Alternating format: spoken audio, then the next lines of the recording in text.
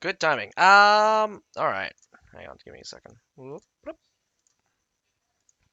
Okay, so if I'm not wrong, the matches today are the losers brackets. So you have CBEL.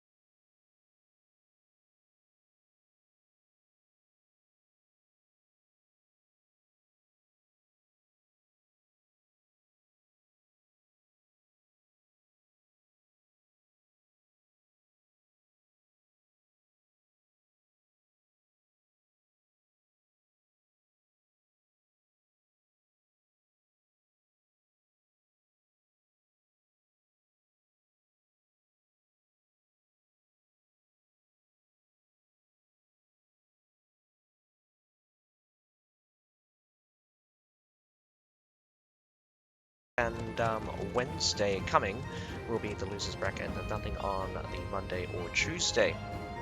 So those are the matches we have. Anyway, hopefully we get the first match underway.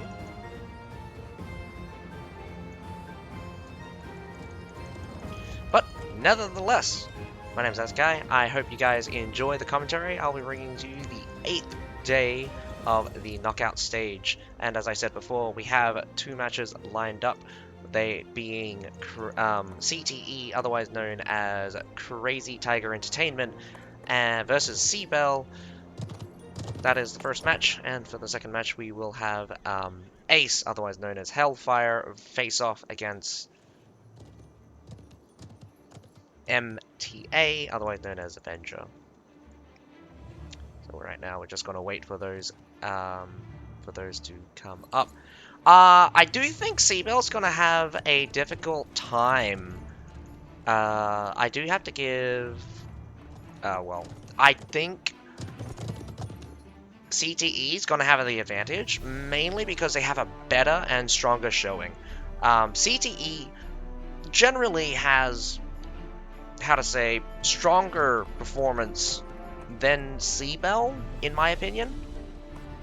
So I don't think that I do think CBEL's might be on the losing end here, but we're gonna have to wait to actually see them in the match. So that will be interesting once we see it. But for the match between Avengers and Hellfire, I'm actually quite skeptical of either one having a really big advantage over the other. So could be a close match between those two, or it could just be a complete stomp for one of them. Nevertheless, I do hope the matches are exciting, and I hope we get to see some new things as well.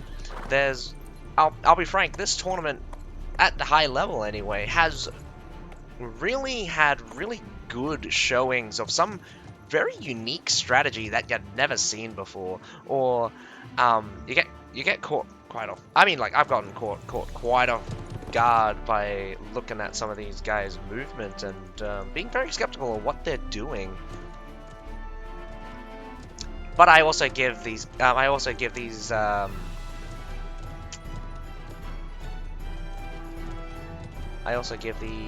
teams quite a bit of a hard time if they're not doing well, I mean, like, if they're doing something and they get their ass handed to them. I really do give these guys quite a bit of a hard time when they have a plan and it just does not work out.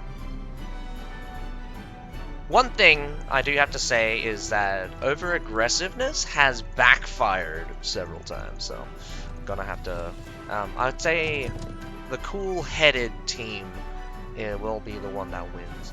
It's good to be aggressive, but overly aggressive is exploitable. So that's where you go head first in without rhyme or reason.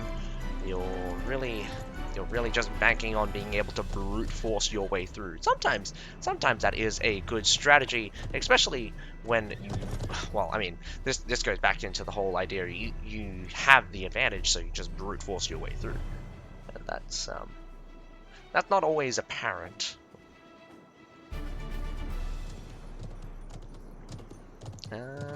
Since the battle hasn't begun yet, I might quickly om nom nom some eggs. I'll mute myself while I'm at it.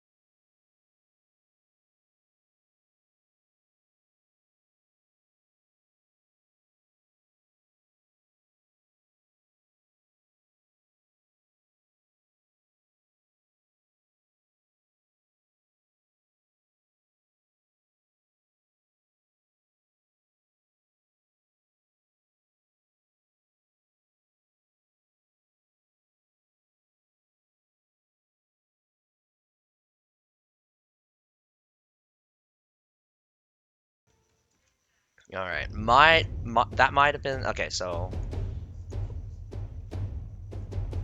I don't have the sound on for you guys, but no, probably not. Yeah, there we go. First battle coming up.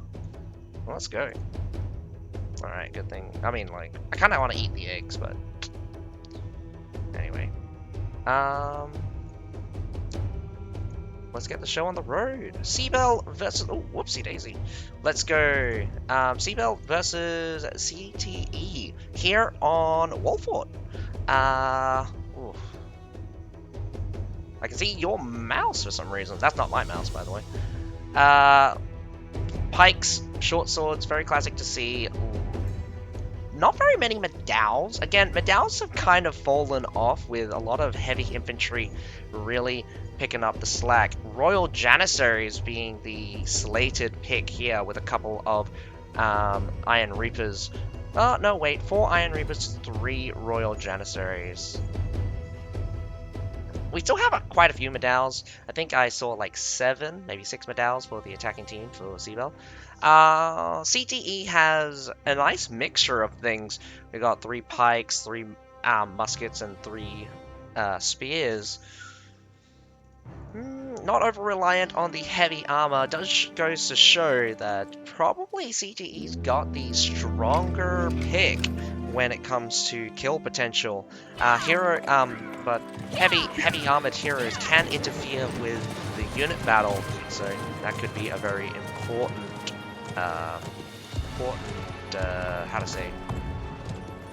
factor. CTE has chosen to give up the B side, so B side just gonna get walked right through. Don't think much is gonna happen here. Interesting that the have Falconettis overwatching that particular section. So CBEL attacking first does give not to say not really anything to say, but so B will be picked up really easily. I think A will also be picked up fairly easily. Considering that CTE hasn't not going to defend, they're not going to sacrifice any artillery in the first section, so that's very important as well. They are using the naturals to kind of slow them down. A trap was used. I'm not actually sure what it was used on though. Probably have missed that somehow. So B has gotten B has been captured. Moving on to A. The wall, the wall break anyway, has not really been, how to say, damaged very much. I think CBEL is the one that would want that wall down. They also have access on the B side, which, again, could be very, very cool. I mean, very, very important. Actually, you can hear straight. Clean feed, right? Actually, I'm just going to turn off the clean feed. It's actually just sounding music, and I actually get pinged for it every single time. Also, I mean, like, as much as, like, I'd love it if the sound was prime and proper, but sometimes the sound just, like... And, Mr. Cameraman, can you do a little better than going inside a rock?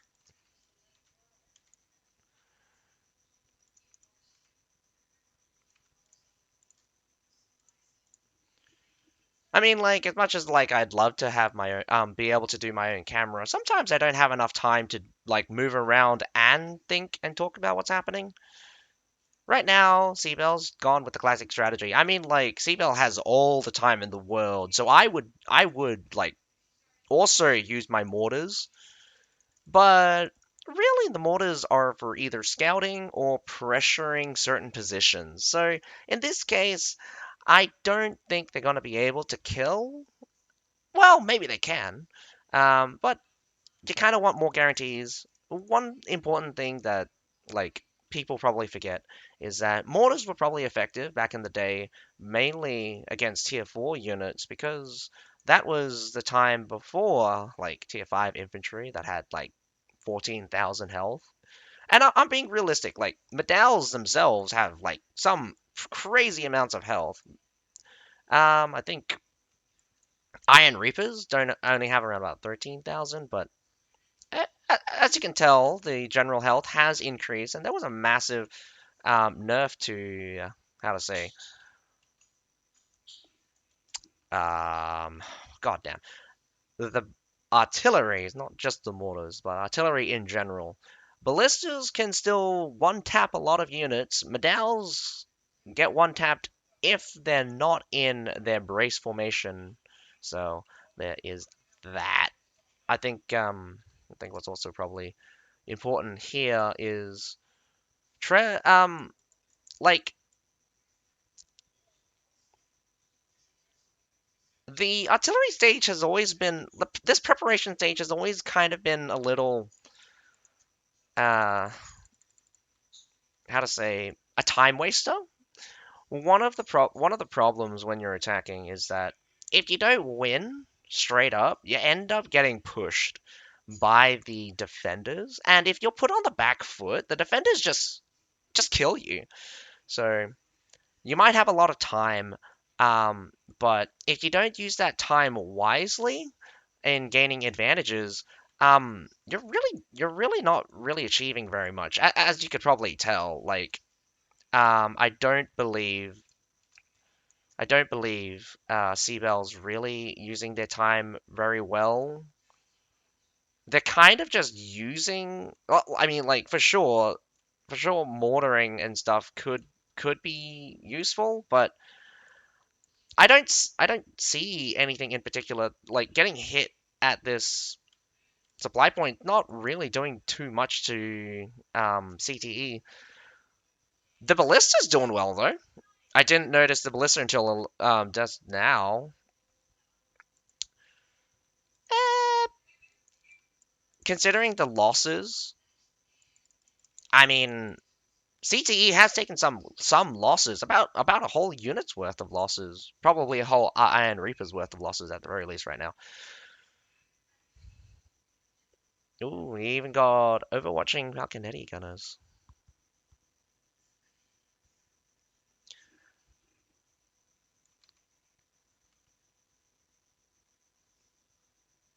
So, I mean, as you can probably tell, even though the mortars don't exactly kill, it does put a lot of pressure on CTE to not let their guys die. One of the things that I would love to see is to see kind of like a half push where you have half the team mortaring the enemy, and then you have the other half of the team baiting out the enemy to with their weak troops, or engage their strong troops and lock up their weaker troops. So when the weaker troops do reinforce, you can squash them with your more healthier troops. So I mean, what's the important thing about skirmishing is you're dealing the damage, but if they're next to a supply point, they just heal it up. Alchemist pick is also very interesting. I mean, CBEL's taken some Alchemist, but I don't seem to have it out now. But Alchemists are the first unit to be able to constantly heal out on the field. I think you could also use the Expedition Knights to some extent. No long swords, so no like no long swords, so you can't heal your troops. Even though if you did have a longsword out, it'd take forever to heal a troop. 10% for every 20 seconds, so you need like 200 seconds, and that's like over 3 minutes in order to heal someone back to full from like nothing. Um, if I was CBEL, I'd be looking to make a push soon because the longer they waste, yeah. Like, so 8 minutes is a good time to start your first push. And I say first push because if you have a massive engagement in the early stages, then like you waste a lot of time. But CBEL has two good pushes in them, going straight for the supply point here. Couldn't be more telegraphed. CTE probably has most of their troops swapped out. As you can probably see, swapping out the troops is a good idea if they are wounded. So we got some Shenji Grenadiers. Those Imperial Pike Guard marched in a very strange direction, but the front line from CTE is absolutely thin here, getting clapped by just sheer weight. Massive cavalry charge though. Whoa, Winged Stars going straight through the center, makes a dent in that infantry pile, but it is a slow battle as the counter push is now coming. Um, Whoa, the Jewel Blade in the back line. We kind of missed him here. The heroes. Oh, both teams are running out of troops, but it does look like CTE has just. Oh my god, only 5 guys left on the field. CTE is down a lot of people. Those grape shots from CBEL probably were the clinch, really getting shotgunning those heroes off.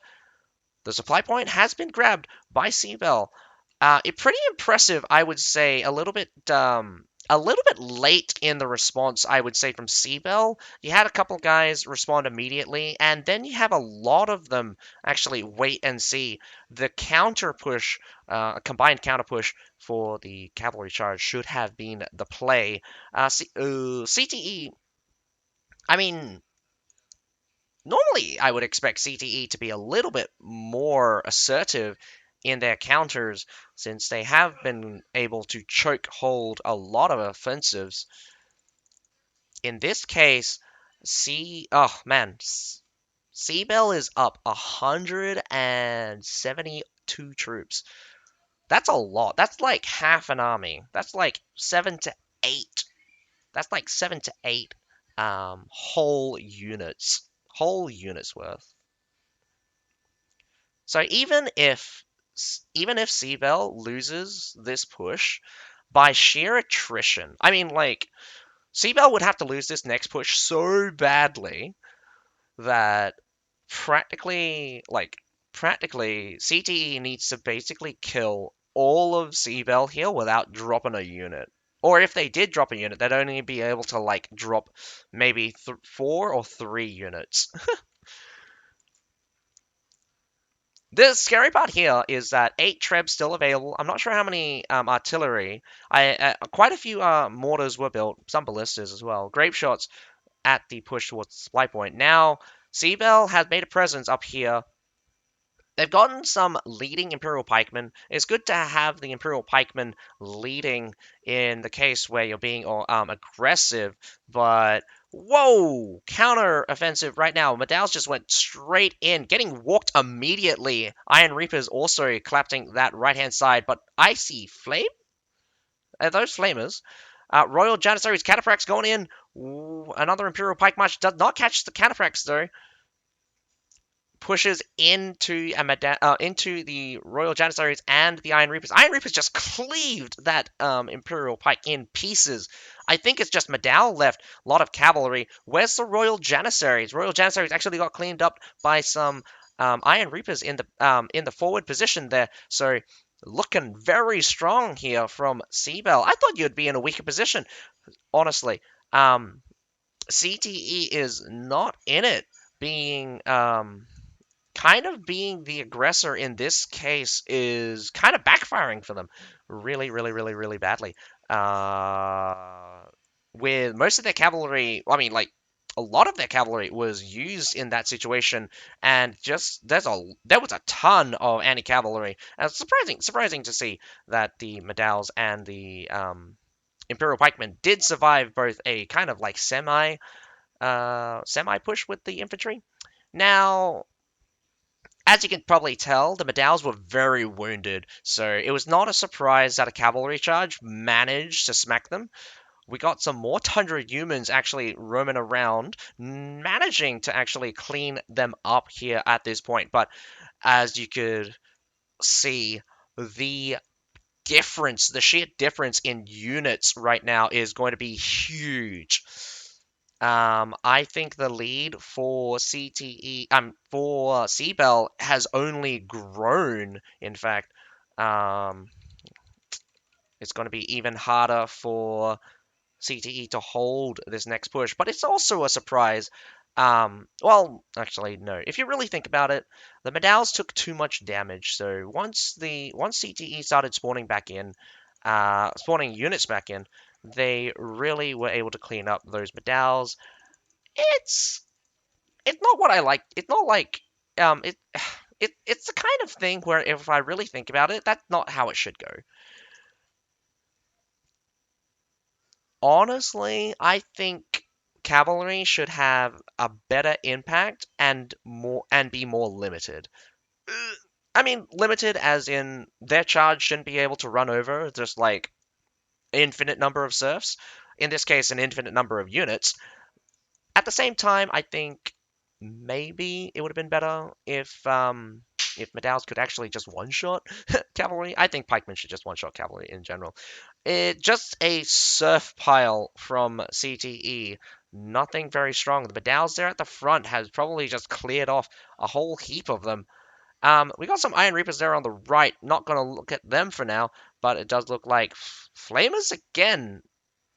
I can't get my eyes on their impact. They are moving around a lot, so they're pretty aggressive with those flamers, getting really close to the front line.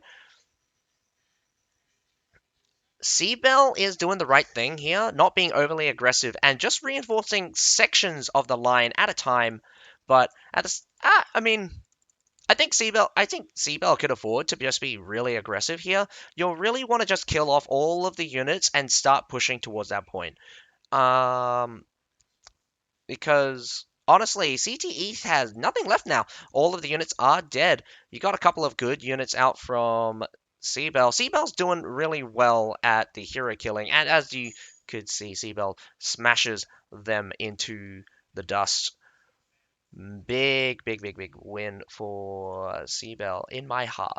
Because I mean, like, as much as I hate CTE, mainly because of their toxic behavior, I didn't expect them to actually get crushed this hard. Maybe it's because, again, they're a one-trick pony. They're really good on the Riverland Castle.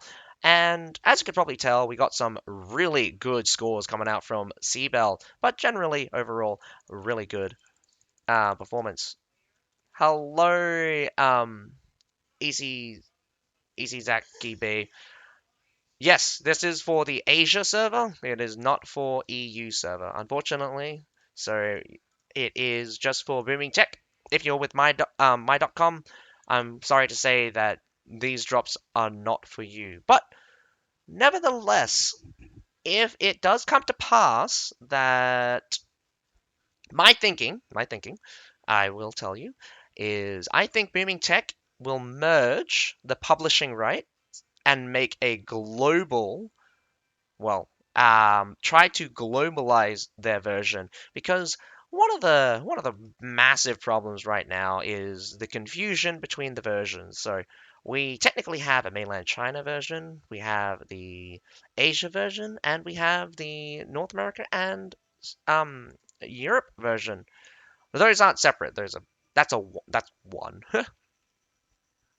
So I think I think Booming Tech will either take will have a full-on cooperative publishing with my.com, or Booming Tech takes back the publishing rights, or they hand the publishing rights to the rest of the world because NetEase handles mainland China. That's something that will never change. Um, so either Booming Tech will do the global version or my.com will do the global version, or they'll do it together. Hopefully they do it together. That way, well, actually no. Hopefully Booming Tech does it because I don't like a lot of the names from my.com, and the recent English name changes hurts my soul. It hurts my soul. I cannot believe you guys named a unit that does not look like anything like Landnext. Landnext. Like Alp Halberdiers. Just call them Alp Halberdiers. That's a way better name. Not to mention, like, it has no realistic historical, like, Lanthneck is such an identifiable name that it has so much history behind it that it's to the fault of the name itself being so known, how to say, um, that is kind of, to me, it's kind of sacrilege to use Lanznex on a unit that was not directly inspired by Lanznex. Sure, Lanznex had wielded halberdiers, but one of the most important thing about the Lanznex is that they were flamboyant. They looked outrageous. They had very colorful clothing because they were, well, there's a bunch of history behind why they were like that, but again, Lansnex has a very distinct look. They have a lot of history behind it, but to put it on a unit like that, I want to shoot myself.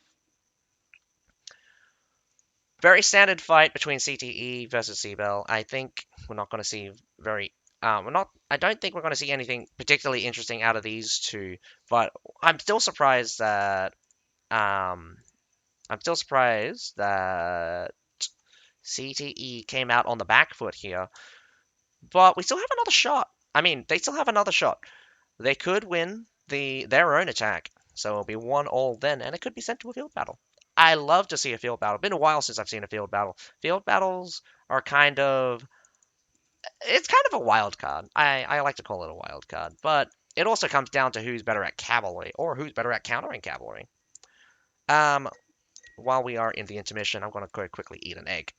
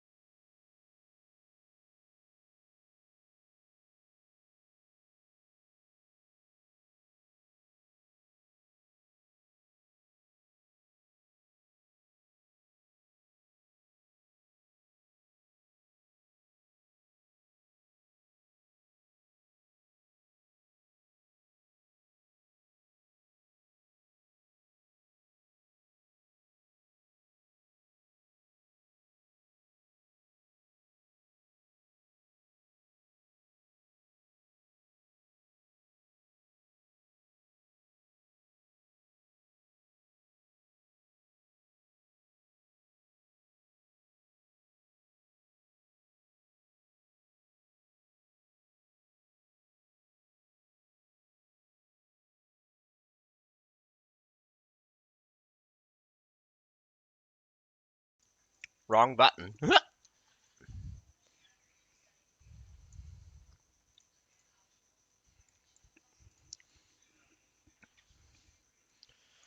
Alrighty, I'm back. After that was done.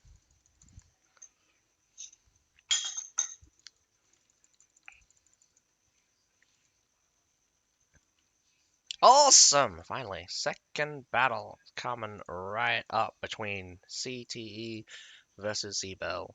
Alrighty, what can I see? Nothing in particular is spectacular. Some berserkers, two berserkers only. Ah, I mean, they still have the alchemist. Right, two alchemists this time for CBEL. Oh my god, that's a bagpipes!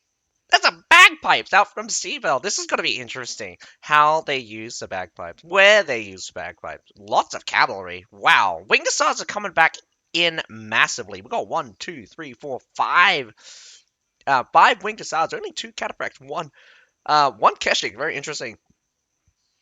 For the attackers, double Bossy and Wild Flames, and a Houndsman. So, whew. One of the coolest things about the Houndsman is their ability to lock up infantry charges.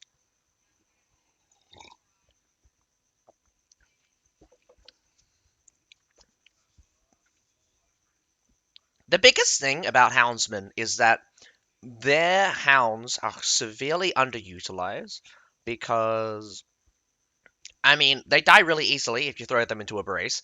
But against like units like Iron Reapers or Royal Janissaries, if you keep having them charge past them and charging back past them, they can't actually hit the Houndsmen because of how fast they are. They're like cavalry, so you can really mess up non-brace style units with Houndsmen just because they won't actually be able to kill the hounds, the dogs. Alrighty, so we do have a presence here on the wall. Gonna go for a break. Gonna go for a bridge break here. The Falconettis are overshooting somehow. I don't know how that's working. Normally, you can just aim directly at the damn thing. Not going straight across, so they do realize. So, I mean, CTE is not even going to try to go across the bridge. Massive presence of serfs. Could have gone with the berserkers. A berserker push on the B side is very, how to say, is very efficient um because of how fast they are. I've seen sometimes the berserkers make it across the bridge before the bridge even goes down sometimes. But you also have to rush, so that's also an important point. I'm not sure how. I mean, we can see the siege weapon's health. It's a bit hard to see the wall breaks health, but it does look like it's going to head on towards about 50% right now. The siege weapons, I mean, the siege towers and the battering ram are going to make it to the or at full health, going to make it to the wall. CBEL did have a present at B, stops to B, but going to fall back now. So it doesn't look like CBEL is going to hold the wall. They are holding on to the ground, so it's going to be very close. So it's going to be, how to say, a similar style of play from Plebs that we recently just watched. Not the first time we've seen this kind of hold, but it is going to be interesting. So, CBEL, another important thing here is that all of the siege towers are up, so CBEL's got to be a bit careful because not only do they have to watch out for the wall break front gate, they also have to watch out for the two stairs. Interesting. We have the alchemist here going to heal up the units. I think the alchemist being should be placed somewhat nearby and have units rotate out near close. But I think three of the alchemists actually clocked out as the mortars just landed directly on them. So this is probably a misplay by CBEL letting those alchemists actually take losses. They're not exactly the highest health of. They don't exactly have a lot of health, but you'd think sometimes that at least give units, especially support units, enough health to actually survive a hit. And frankly, no. I mean, like, can it be difficult to kill sometimes? Like the bagpipers have heaps of health, probably like 11,000 tier three. Like that's regular health. But the alchemists not so much. Alchemists don't have any health at all. Well, I think it's like maybe 4 or 5,000. Getting shot by a Jorpo actually. It's a good job by CTE. Surprisingly, CTE doesn't take the wall.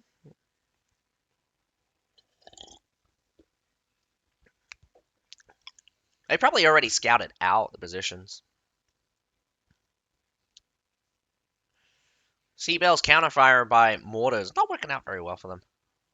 They're trying to destroy the other artillery, which is a good strategy if you can take out more than two artilleries per artillery placed down. That's absolutely huge.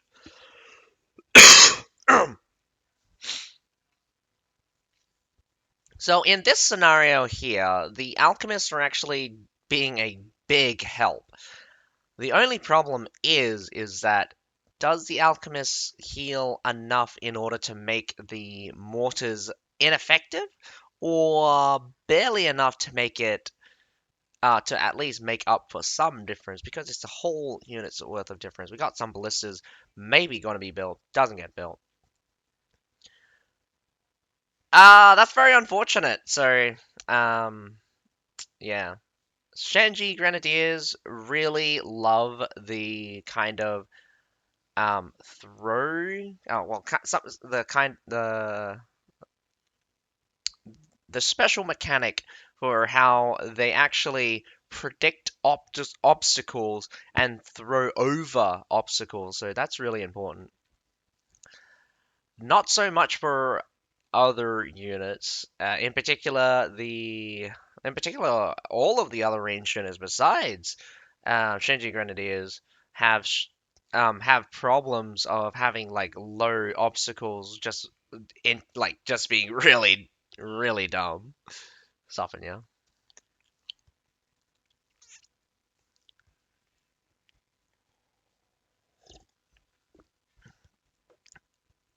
This is a better spot. Just using the even lower part of the wall where there's a bit of piece of wood. I'm surprised how cool, I mean, how good the collision is on some of these structures, but at the same time, oh, didn't go for the, probably don't have the right angle, probably because what I'm seeing is different from what they're seeing up there. I definitely try to get it in directly into that center, but it looks like they're overshooting it.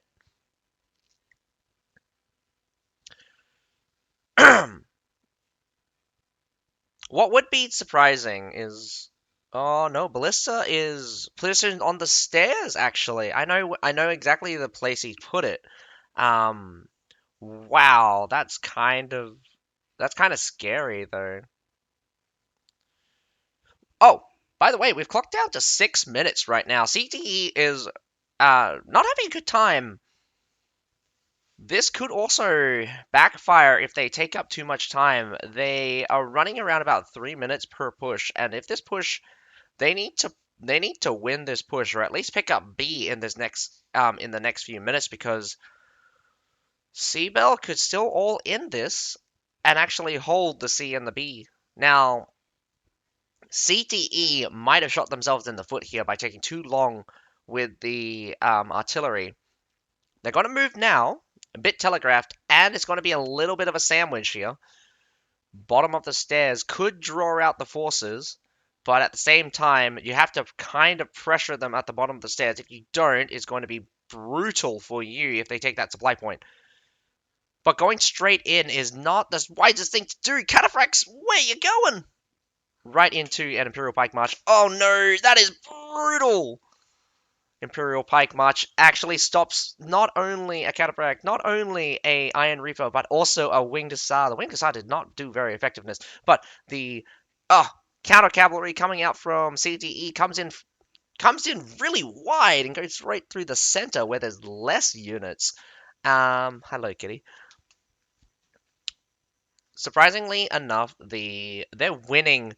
CBEL winning the infantry battle and gonna do a little bit of a pickup here for CTE, taking out those Falconetti gunners at the back. It's kind of like a cleanup right now. Both sides are really low on troops, so it's a spawn off. So who spawned first?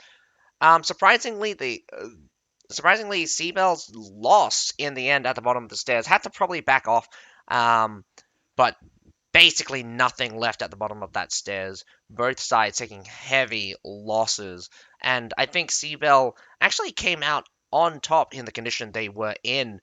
This is this is probably going to be a fallback towards the base point. Not the best of moves. I would have tried to hold this supply point with everything I've got. With the number of cavalry that CBEL has, charging directly at this point would still be a good call. Even now, I'd say charge this point. There is nothing much on this point, but CBEL makes a different call. They choose to fall back instead, and that is not good. No, no, coming back. Are we coming back?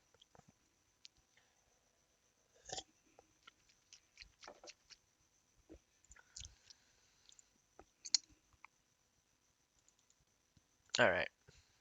Screw. That is bugging out.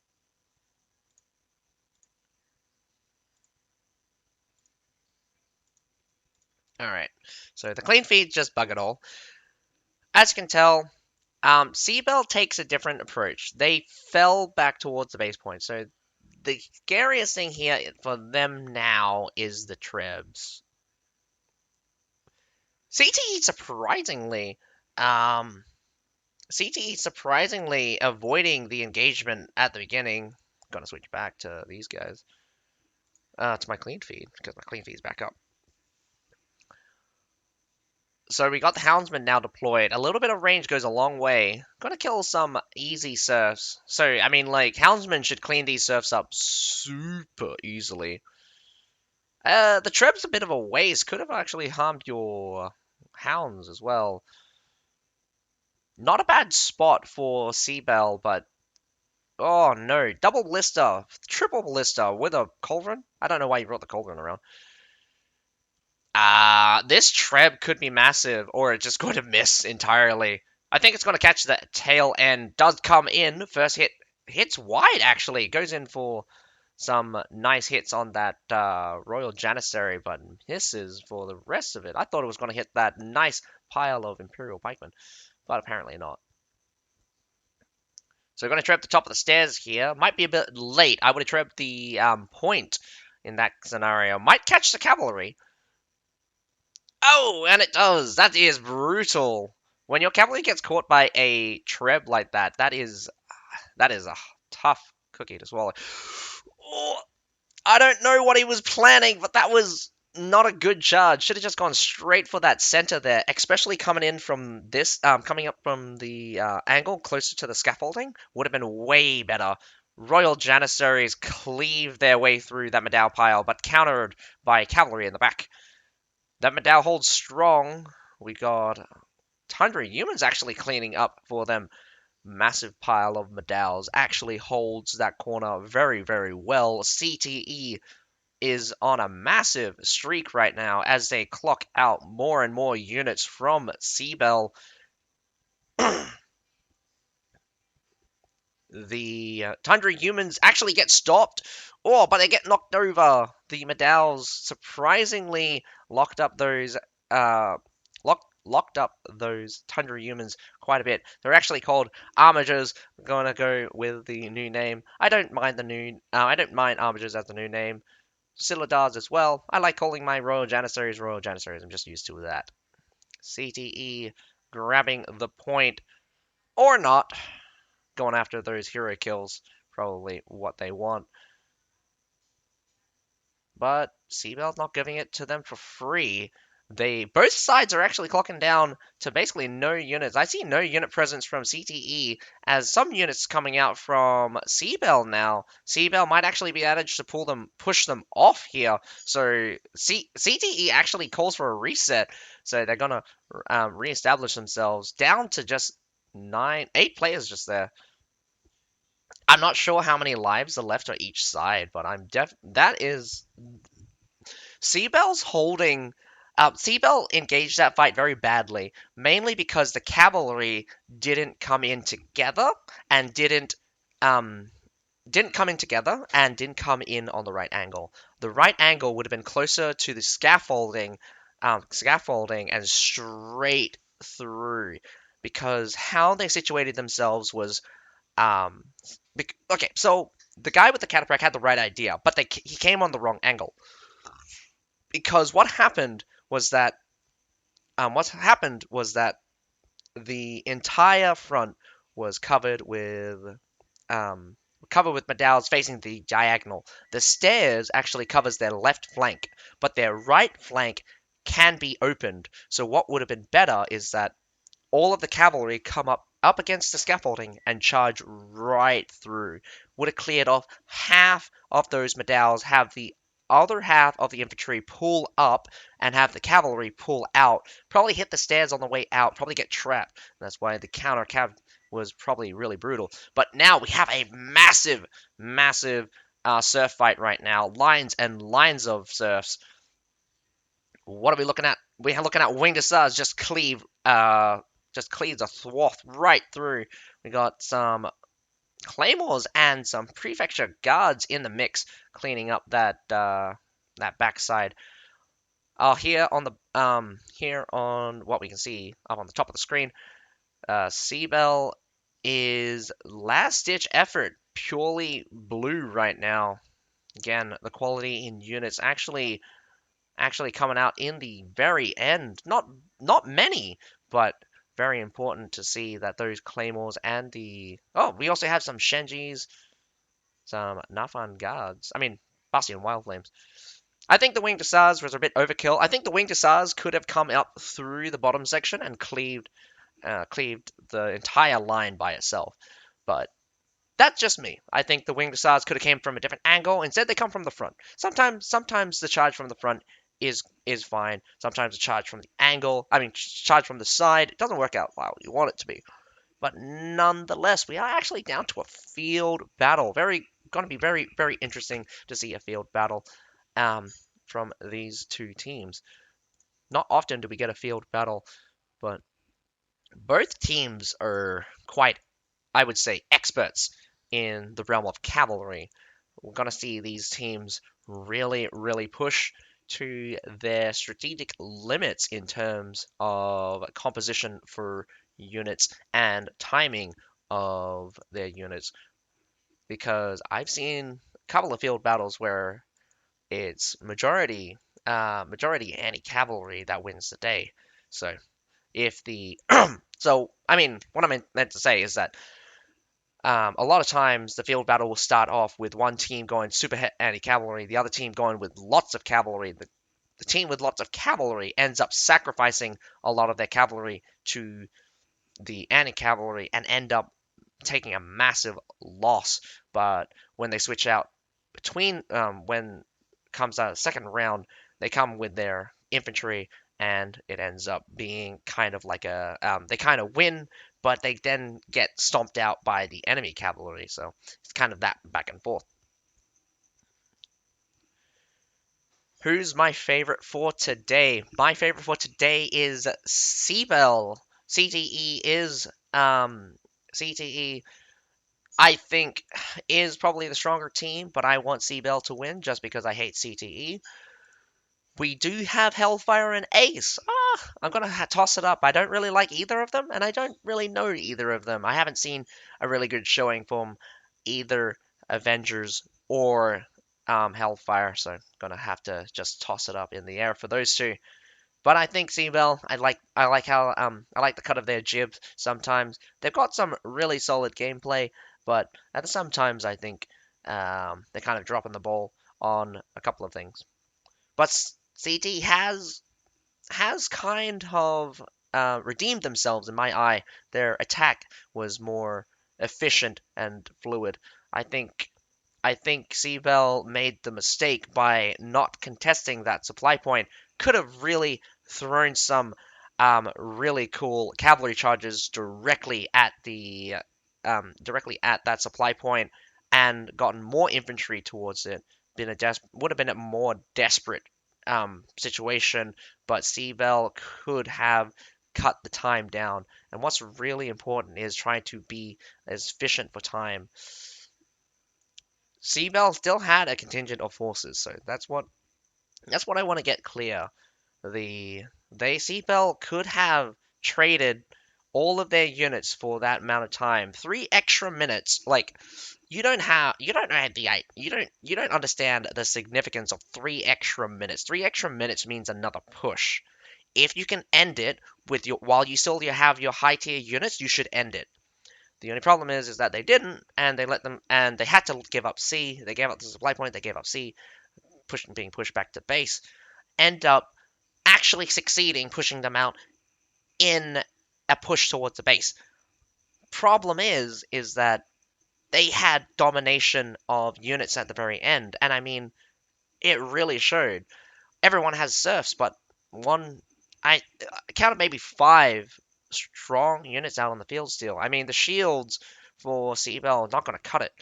They had winged hussars, they had winged hussars, claymores, prefecture guards, Sword Shenji, and also what's really important is a Bastion Wildflame. A Bastion Wildflame would burn a whole unit up, but the winged hussar themselves could theoretically just charge right through the damn thing and kill everything, even if it was only a half squad. That was probably enough winged hussars to really reduce the number of serfs down from CBEL to basically nothing.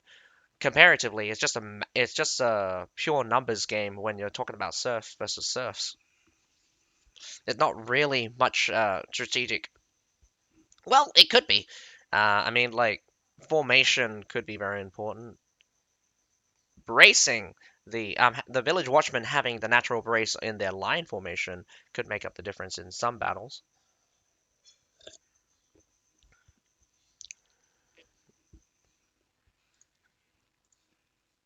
What about you, Melon?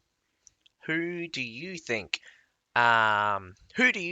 should win, and whether or not you got a favorite for Hellfire versus Avenger in the next battle? This is the losers bracket, though. Do mind that the winner out of the losers bracket will get a chance. Will get a chance against the winners bracket winner. That CBEL move. What do you mean?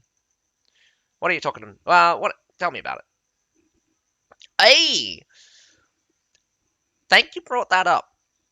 The alchemists surprisingly worked out.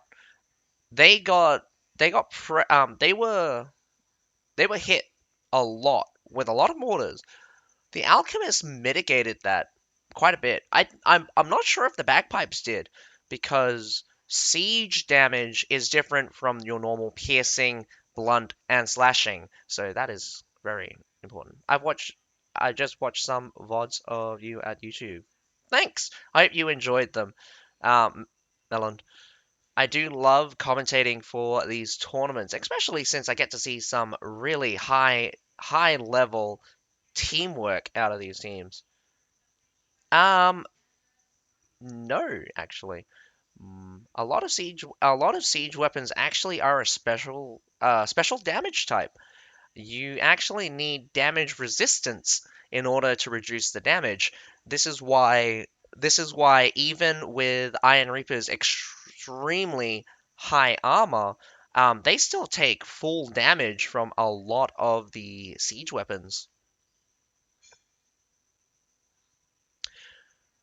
Medal's Embrace can take 2 trebs. A third one will kill them. Royal Janissaries can take 4 trebs. Now, Royal Janissaries also have a ridiculous amount of damage resistance, but um, maybe it is true. Blunt defense is the thing that reduces it. Resistance to artillery. So I mean, maybe I'm wrong, but I don't think artillery was I don't think artillery right now is classified as blunt damage. Underrated? I think I think a lot of units have a lot or do you mean to defend against artillery? Because it may be really important because in a game, especially in CBL, there'll be lots of artillery being used, so units with high blunt defense are really good at would be really good at absorbing artillery. But I don't think that's the case here. I don't think it's the case where having a lot of blunt armor actually helps you defend against the artillery. More often than not, I do think artillery is a special damage type. It's not actually a I don't think it's actually pierce. Um, I don't think it's pierce, slashing, or blunt. Claymores, Zerkers, and Sigrun can absorb RD damage. Well, no, Sigrun is a surprising pick. Sigrun, Shield Maidens have extraordinarily high blunt defense. Zerkers, not surprising, because again, they're kind of a unit with super high health. Artillery only have so much damage. Claymores, that's interesting as well. Claymores don't exactly have a lot of armor, and they have a bit of health, about 14k. But anyway, we are straight on to the field battle. We didn't get to see what the units were. That was very surprising. Um, right now, I don't know whose side who. It does look like CTE's gone for an AC push. AC push is really important here because if they grab the A point here, um, surprisingly, CBEL didn't go for the B point straight away. This is going to be a bit scary as guys from the get stopped there at the A point. CBEL is actually on the back foot. Gonna be a bit slow towards that A point. What are you doing? They have delayed it, sending in a catapult, going to reach it with infantry. So this is really important here. That infantry pile will tear up the cavalry. But the only problem is that if the cavalry gets a good flank, we're going to see massive numbers die right now. B point getting grabbed. This is the bad thing because CBEL is all on that A point right now, not even grabbing it just now. B point has been grabbed. CTE is already on that base point. Whoa! This is really good. Not really giving CBEL room to breathe. Barely getting that infantry through. Massive losses though. So even though CTE has a massive pickup right now, like has a good lead to say, their losses are huge. They've sacrificed 10 odd cavalry right now. 10 odd cavalry. CBEL probably didn't lose very much. I would suggest probably a 2-to-1 trade right now. CBEL will come back from this. I'm 100% sure CBEL will come back from this, and they'll come back with a vengeance because they have more resources than CTE right now. Uh yeah, no. An AC push is risky, is super risky because one of the clinches about an AC push is a lot of people get stranded at B. So what ends up happening is that if the A push is successful, you will outnumber them on the A side and go straight to their base, picking up the supply point as well. You would have your C guys move up to the B, locking the B guys into defending B, because if they lose B, it's a triple cap. But you already outnumber them on the A side, so the base is getting pressured like hell, and the supply point allows easy reinforcements. I've seen cases where both teams have gone for the enemy safe points, and I mean like the points that are closest to the enemy, or the ones with their supply point. And it would be and it was a reverse B push. So the two sides were on the opposite sides. Surprisingly, CTE hasn't given up on the push towards the base point. So this is going to be really brutal. Medal's going to get super outnumbered here. Holding, no, they're dead. Or are they still alive? No, they're dead. They're dead. They're dead. Okay, so they're dead.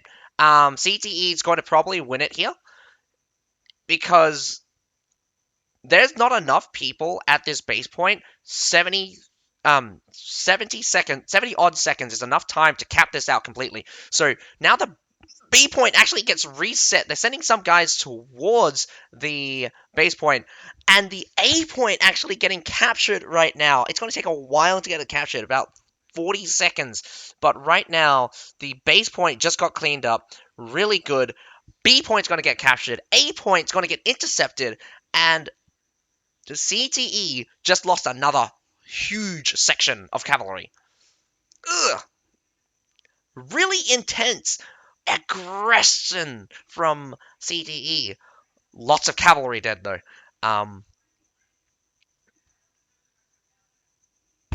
It might be a bit scary now. Like if CTE actually managed to close it out there, that would have been huge. But I love how CBEL had all the confidence in the world with their guys that they sent back. The only problem now is 4 seconds for the close up, but only problem now, you really need to push your units forward and win. That is true. CTE is winning right now, but the problem is that can they hold their advantage? Because I'm looking at these unit scores, 730 to 1018. What's also really important is that CTE has used up all of their good cavalry, probably. The only thing that would win them the day here is that if they could kill off CBEL's heroes. But you have to do that inside of high tier units. We've got Cataprex, we've got, surprisingly, Prefecture Ironcap Spearman. No, Ironcap Spearman, not Prefecture Ironcap Spearman. What the hell am I talking about? No such thing. CBEL is going for a full surround here on the C point. They're going for a triple cap. The guy at A is going to be a little bit outnumbered here, 1 to 3. A person is it's going to be 2 to 3 right now, as a person does come in to reinforce. Using that XV. Oh, they still have Cataprex coming through. Demez Pikeman, though. One really good thing about the Demez Pikeman is that they have a all-for-one ability, really good against cavalry, can really create a lot of value, but that 8 point is under so much pressure. The C point here is going to get grabbed pretty easily as this last bastion of defense gets hammered by, I don't know, 8, maybe 10 heroes. My goodness. They just slapped that medal into oblivion. Reset on that A point could be coming. The B point also getting capped. Wow, what is happening? Even though CBEL is working better as a team, CTE is going all in on the base. All in on the base. This is crazy. CTE just opened up the base point again, and they're going for it. CTE needs to close it out at the base point. If they cannot win right now at the base point, they're going to lose, as CBEL also makes their move towards CTE's base point, and it looks very, very thin here. We got some Halberdiers, which will probably do nice. Oh no, Cataphrax going in at a bad angle. Or, no, good angle, sorry. But that easy cleanup here. But it's going to be closed out. CBEL needs to actually pick up one of the other points before they can actually start capping this thing. Or, I mean, like 17 seconds to close out. The base point right now is fairly safe. I think CBEL managed to have some reinforcing units come through, barely holding on though. Got Cataprax also doing a really good job. 1 second closed out about a couple of whoa. B point actually got capped just as they ticked over. That's really good. That's really cool actually. Alrighty, man. CTE doing some baller moves, some ballsy moves, and I mean really, really ballsy move. But in the end, it didn't work out for them. The trades were bad. In the end, the resources were not enough. Oh my goodness! But I've got yeah, high level match. This is the kind of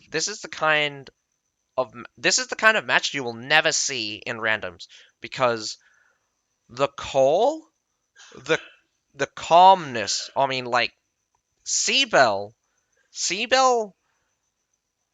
Whew, man, I would be losing my shit. I would be like, everyone go back, everyone go back, and it's just like no. CBEL kept on pushing towards that base point. They sent just enough people to challenge CTE base push, and it's critical that CBEL was able to match CTE's aggression with their own, with intercept CTE's aggression, even though they lost advantage many, many, many times on the field battles. They held strong and won every single trade. So winning the trade wins the battle. Keep a level head and make sure you are in make sure you're doing your job. CBEL managed to apply pressure when needed and definitely fought hard when they were in a bad situation. So I think I think if you could take anything out from CBEL is that player to player, CBEL in this showing, as you could probably already tell that the people who died multiple times were on the defense. Those guys were the guys to hold the points, and that is really cool to see. Oh man, I'm gonna be right back in a few seconds. I'm gonna be right back. I'm gonna grab some water. Hopefully they go for an ad. Hopefully they go for a break as well because I am going to play an ad right now. But that was a really enjoyable match. I hope you guys enjoyed that as well. Watching it was very cool. CTE. I mean, like I predicted what was going to happen by the end of it, but CTE. Wow, you guys never gave up though. You guys wanted to end that battle with a base push. And I would say I got really scared for CBEL when I got really scared for CBEL at one point. I really honestly thought that CTE could have won it. And that's the best part. That's the best part. I'll be back in a few.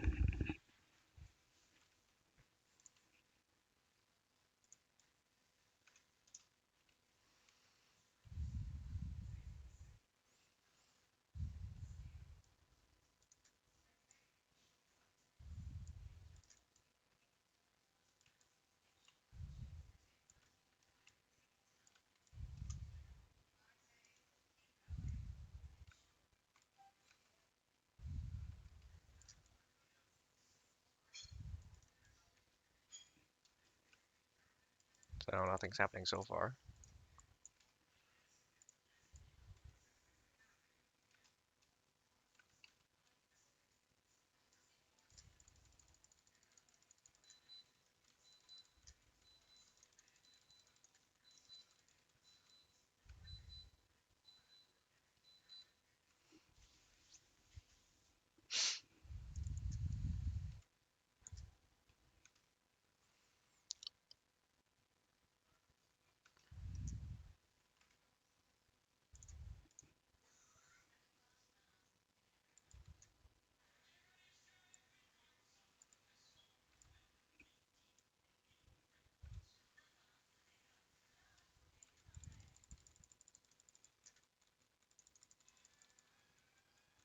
Whoa! Okay, so I'm listening to the guys right now, and they're saying that someone's.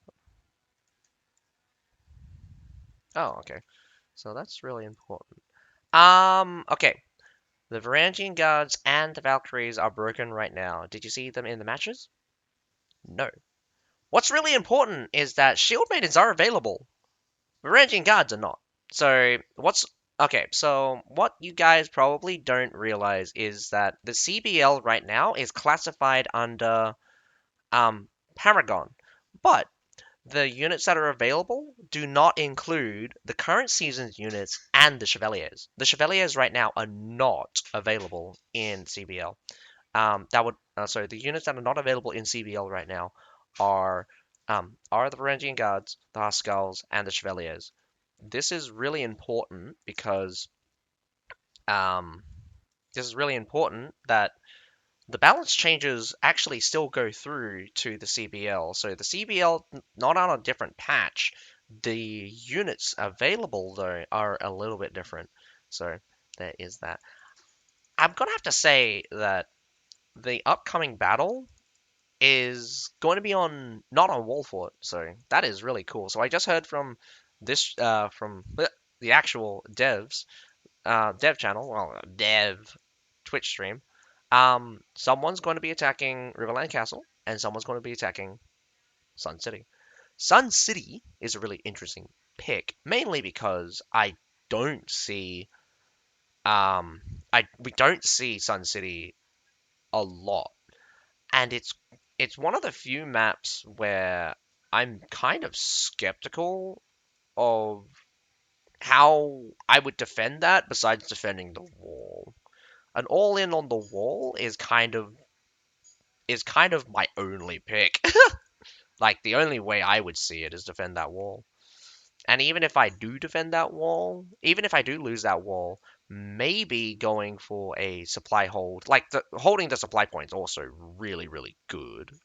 Like really easy.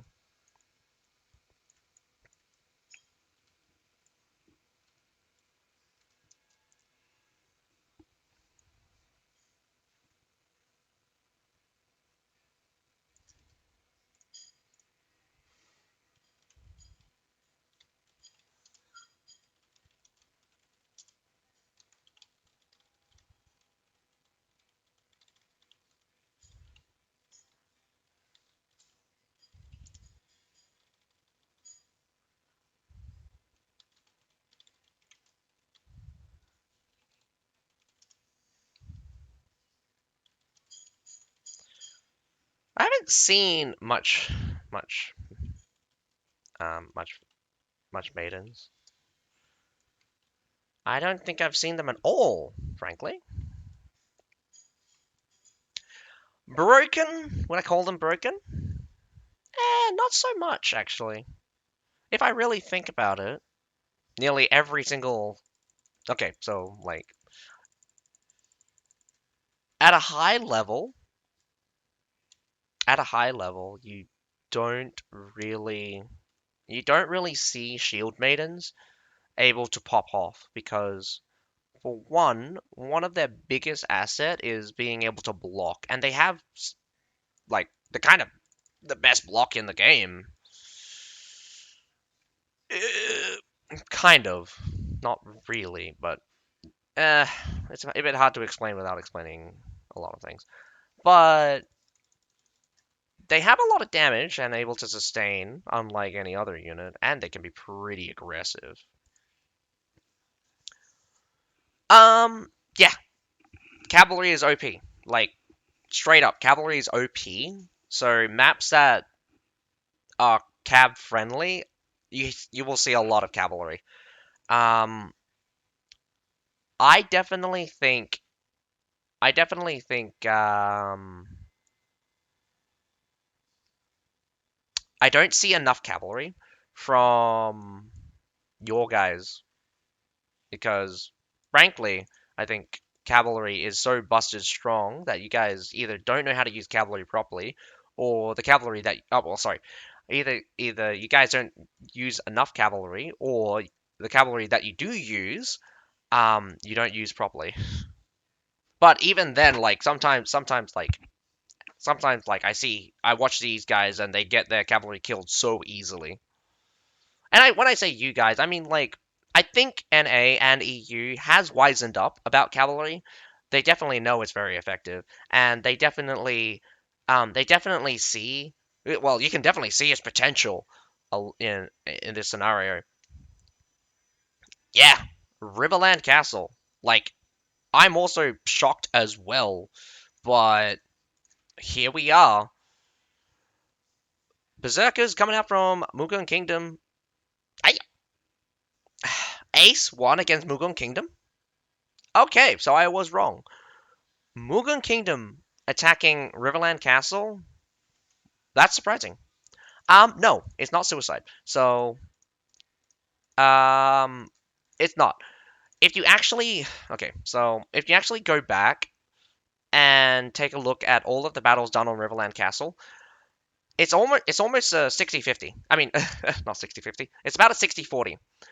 Most attacks on Riverland castles actually succeed. It wasn't until CTE that showed that Riverland Castle can be held so well. I mean, there has been other holds on Riverland Castle, but a lot of Riverland Castle battles have, I mean, like the attackers end up winning. I don't know why. Even though I mean, like I myself think that Riverland Castle is um defender bias. Apparently not so according to statistics, because yeah, my recollection of Riverland Castles, I've seen more successes than I've seen more successful attacks than I've seen successful defenses. And this is part of it. We've got a quadruple climb with woodcutters. Um Unfortunately, the Avengers here have retreated all the way into the base point. So it's going to be a bit easy pickup. I mean, what else are you going to do? The strongest. Okay, so I don't know. I don't know why people. Okay, so maybe they practiced this before, but giving up A and B, I think it's a bad move because A is again like untroublable. B, giving up B, fine. I would hold the supply point at the very least. There is so much value in holding A that I don't understand why you would give it up. Now, CTE was the first ones that I've seen do this on Riverland Castle in this tournament. Because what CTE did was that they held the stairs.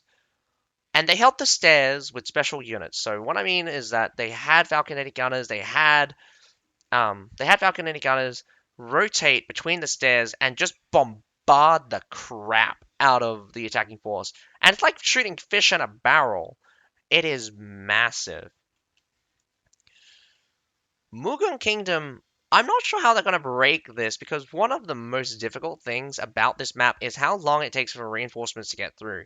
So if they hold that stairs, especially if they hold like the mid section of that, it's going to be very difficult to kind of push them out because it's kind of mass against mass. And in a case where the defenders are in position first, attacking upstairs are really good against a really good equalizer against polearm type units. So charging up those stairs is charging up or down is very effective, even though Medals will still beat the crap out of you with the stab. Pikemen, not so much, because they do have that minimum distance kind of thing, which really screws a lot of other polearms. Not the halberdiers, so the halberdiers can also poke at point blank range. I'm really actually skeptical of why the Medals are so ungodly strong for being a tier 5, because like they should also have a no, technically they don't have a dead zone, and they don't technically have weapon brace. They have a different type of brace. So whoa, okay, sorry, enough me talking. We have a battle. Brutic forcing right through with cavalry. Actually, just collapse that infantry pile into oblivion. We do see shield maidens, so both sides gets completely blasted right through. Avengers here is defense is in shambles. I've never seen a faster attack than on Riverland Castle. I don't think any other map has ever been. I've never seen any other map just be won so fast. Surprisingly, the cavalry gets caught up on the trees or gets stopped by something else. Another charge goes straight for that. Yeah, again. Oh no, actually makes it over. So I'm always really skeptical how that actually works, because um sometimes they get caught on the trees and on other collisions, but the cavalry just went straight over, so that angle was pretty good. Again, throwing in units after unit right now. Uh, wow, this is kind of hilarious. Like Mezume going in. What the fuck? Attack on Riverland Castle? That's suicide. I'm looking at MugoonKingdom right now, taking the base point, and they are up. They are up 200 units. I mean, like, their natural was also already up, but they're still here at the base point, and they're still chewing up units like crazy. This short sword refuses to die, though. Hey, finally dies. Although the cavalry that keeps coming in through always comes in at weird angles, because, again, that natural barricade really just messes them up. Okay, also, got to see some shield maidens out on the field. Didn't really pick that up in the first time. I didn't really look at the unit selection in that case, but whoa. Whoa. Yeah, as I said before, I don't know why they gave up A and B so easily and decided to hold the base point. And that, like, again, like, they didn't do it properly. CTE was the first guys to do a base hold. Everyone after them has always been unsuccessful in it. Well, the kind of hold that they did by sacrificing A and B. What's also really brutal is that MugoonKingdom just rolled them right through on both sides. No advantage on either side that Avengers seem to have grabbed. That is true. No one practicing on Riverland Castle. I would expect Wolfort, Hidden City right now, and oh no, just those two. Wolfort and Hidden City. Those are really classic maps. Maybe. I mean, like MugoonKingdom probably just people have done this before. They throw out a map that no one practices, and if you think you are the better team, you just brute force your way through. Classically, MugoonKingdom probably doesn't practice this map either, but they probably thought that they were at least better than these guys, and so they just brute force their way through.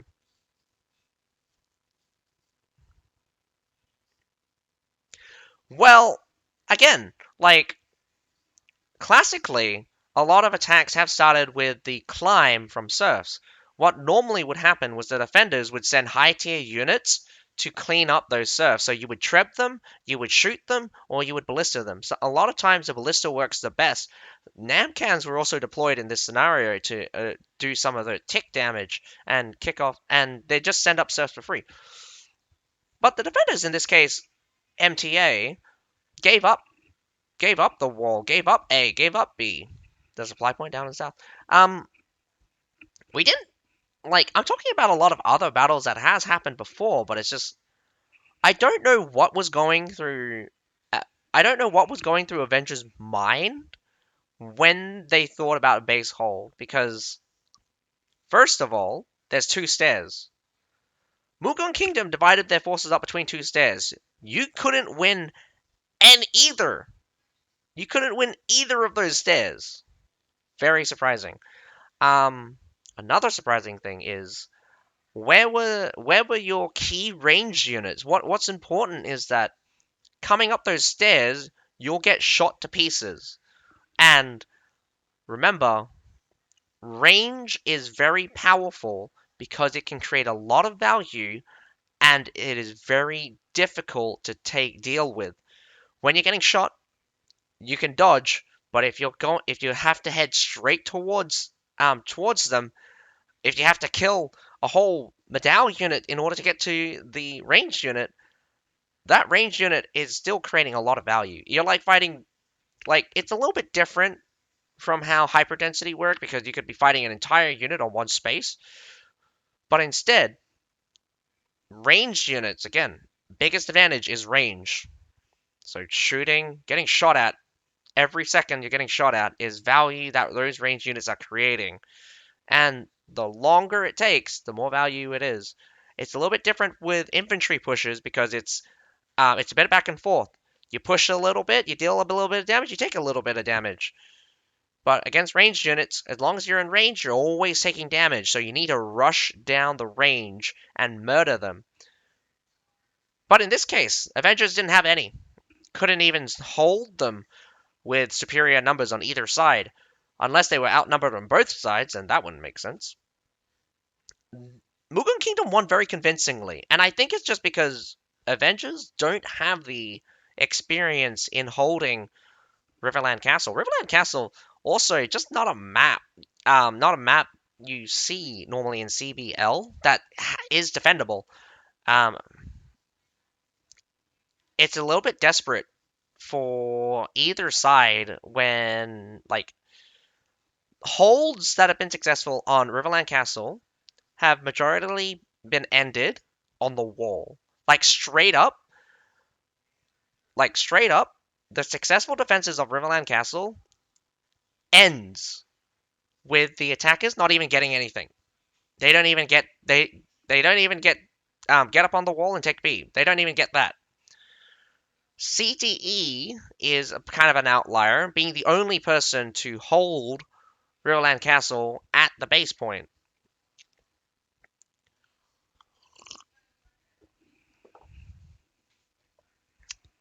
Nevertheless, Sun City is next. Sorry, Avengers going for Sun City.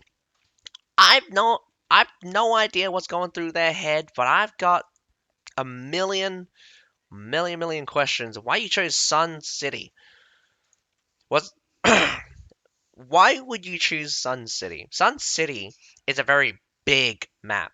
Very can be extraordinarily disadvantageous for those that are slow of foot. So infantry heavy piles, it's going to be a little bit difficult to get around. You're going to waste a lot of time just walking.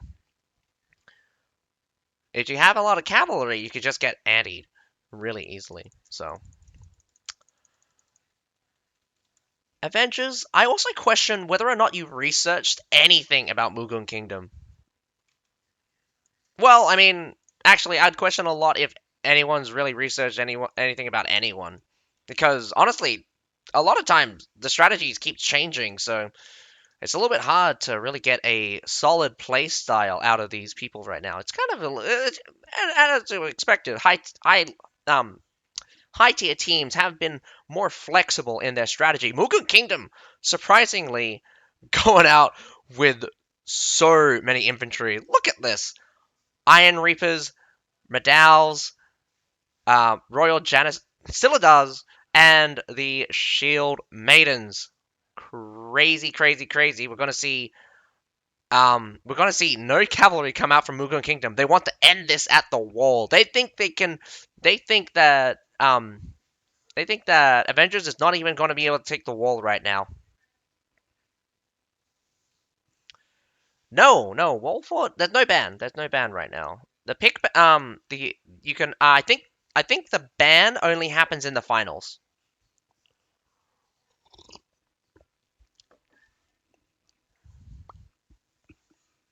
So Avengers, MTA, you're going up. Oh man, you're in about for a world of hurt. So this is the kind of confidence I would. Oh, so okay, hang on, wait, not confident. Um, Mugun Kingdom not going out with any cavalry on Sun City means that they think they can hold both B and A and not lose it.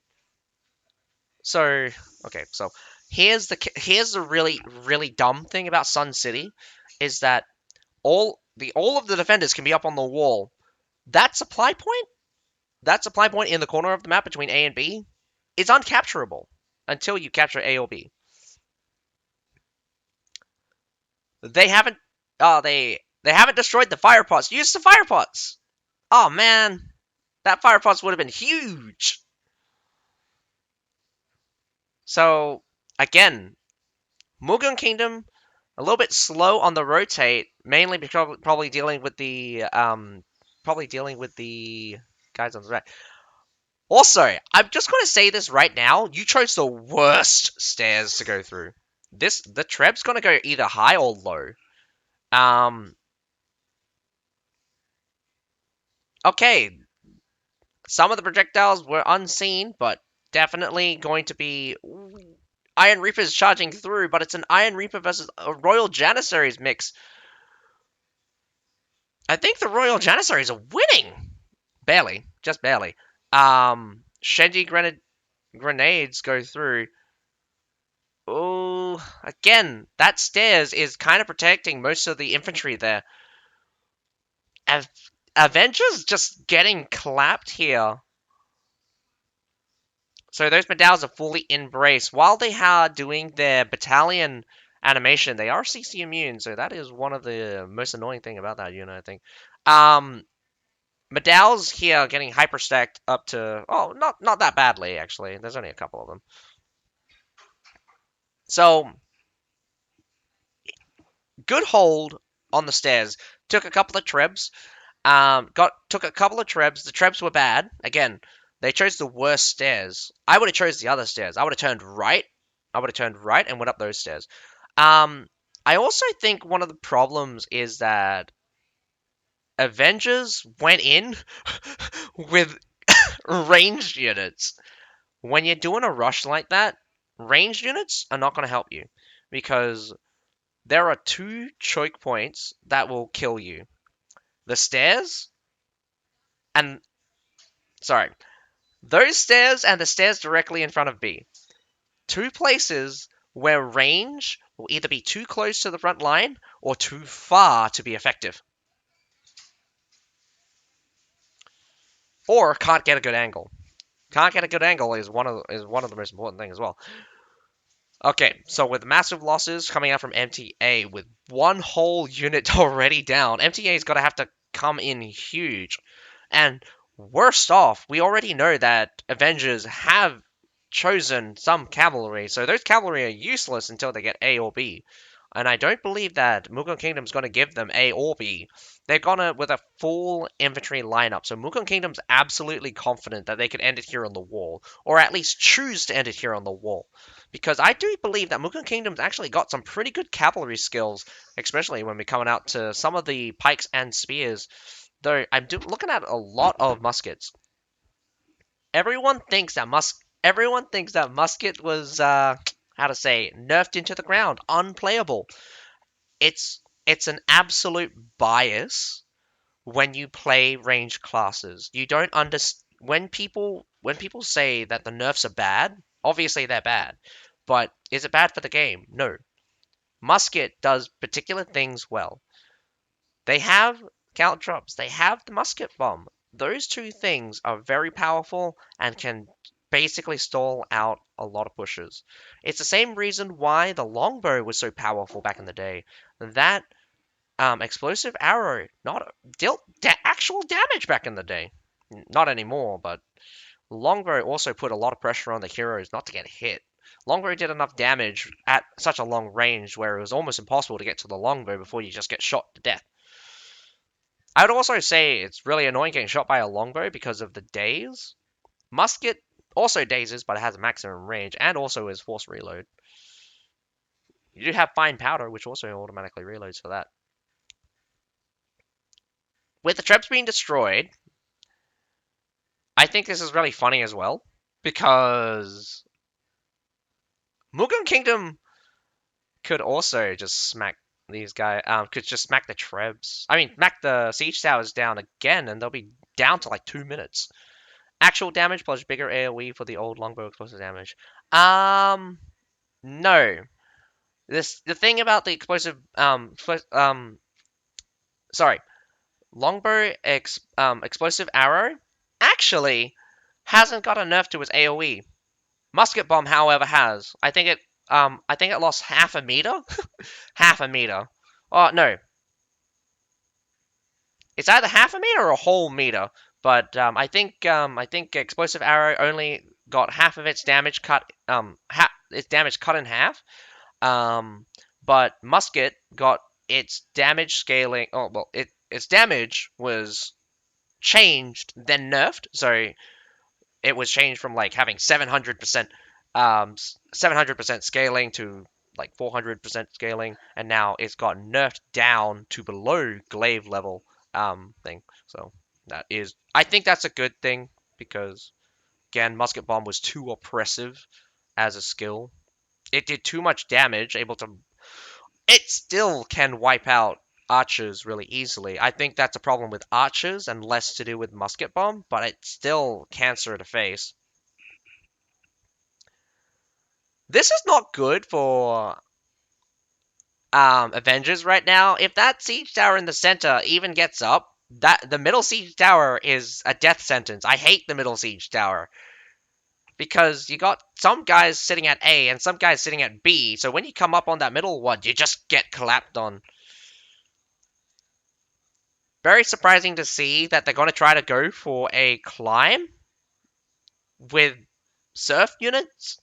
I don't know. There's a lot of ladders here on the far side. They could get some guys up here. There is a ballista here, very fascinatingly enough. Um, would I like MugoonKingdom might just snipe some guy?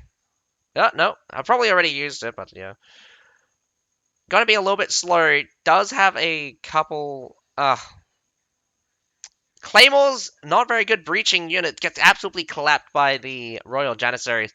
This push is already dead, and you've already lost half of whatever that was of Medal and a whole Claymore unit, and you still went up. You're pretty brave, my dude. Good trip though, massive damage. Was it worth it? No. The Imperial Pike Guard also gonna die here as well. You're gonna lose a couple. I think it takes about 20 seconds for those things to disappear. Still committing to the climb. I give you guys credit. You are persistent, although you are stupid. Also, you guys are the one that chose this map. I was just like, oh man. Okay, so so what I'm thinking right now is that Avengers probably thought that they had better chance on a map that no one really plays. You had better chances to try to take Riverland Castle than you had Sun City against MugoonKingdom in this scenario. But even then, I think both of them are just cancer to face right now. Less minute and 10 seconds ago, like less than a minute and 10 seconds ago. The fact that they're okay, Port Rushios on stairs are useless. Do not have Port Rushios on stairs because the worst thing about Port Rushios on stairs is that they have a dead zone 2 units wide. That means they can only hit units that are 4 units away and 3 units away. So those medals are fine; they can hit up real close. But look at the dead bodies just flying through that stairs. It's absolutely hilarious. But the infantry pile is absolutely massive. Look at the number of Royal Janissaries. Surprisingly, MTA hasn't lost that many units as I would expect, especially as we're clocking down to their second push. There's a big difference between team. Yeah, massive difference between team. This is a case where Avengers is completely outclassed. Mugen Kingdom had no problems dealing with everything that they could have MTA was throwing at them. But I also think that MTA was not really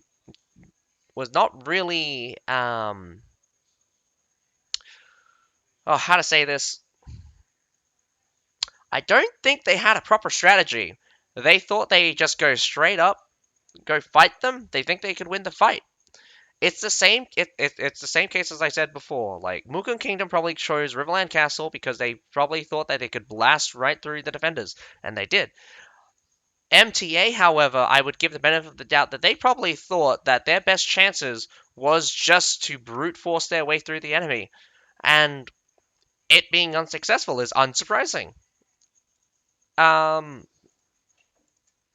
I do believe that Mugen Kingdom also had an inkling of how strong MTA were because they were at least confident to do a complete wall hold on Sun City and not go with cavalry. Although I would have loved to have seen a cavalry sally. That would have been hilarious. Ah, the it's quite surprising though. Not it's quite surprising to see some as a team in CBL. I'd expect when you get a reality check of you can't just brute force your way through everything, that you would take it slower, that you wouldn't use rush type strategies in order to catch the enemy off guard. Because clearly, Mugen Kingdom were not caught off guard. They were there, they were ready to fight you at every turn. So at a point in time, like people say, "Oh, just flank, just take, um, just don't fight them from the front." No, you have to fight them from the front. Eventually, you're just going to have to fight. If you could catch them on the side and the rear all the time, then you're facing a really stupid enemy. In high level play, players talk. Players tell information. What's important is information is passed between everyone. So it's up to the strategy as well to where you hold, how you hold, also what units do you want to bring. I would think that MTA kind of just went with the flow. There were so many Shenjis. There were like two Shenjis in the first push, and there was Bastion Wild Flames, but they haven't even cleared the stairs yet. Which again, polearm and ranged units are terrible position for them to be in. But enough about that battle. That is it for tonight. I hope you guys enjoyed the commentary. I hope you guys enjoyed watching the battles.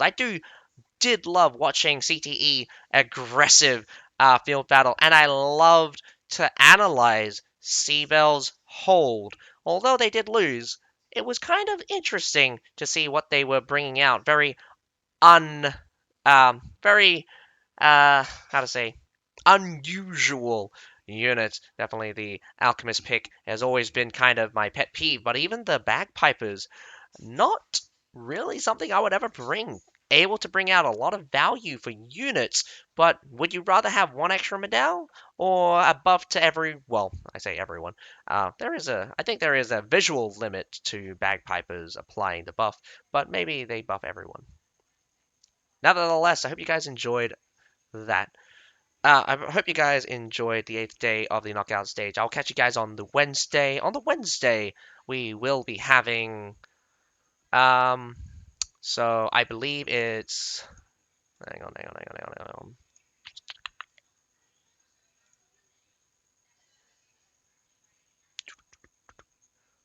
Okay, so Gungnir versus Pleb. And then we have Xeon versus on fire. Wednesday, 8 p.m. UTC plus 8. That would be Beijing, Singapore, and Perth time. So if you're in that time zone of the plus 8, it's around about there. I also think it's like Ho Chi Minh City time. Nevertheless, I hope you guys enjoyed the show. But that is all from me tonight. I'll catch you guys on the Wednesday for those battles. My name's Etsukai. Have a nice day. Bye now.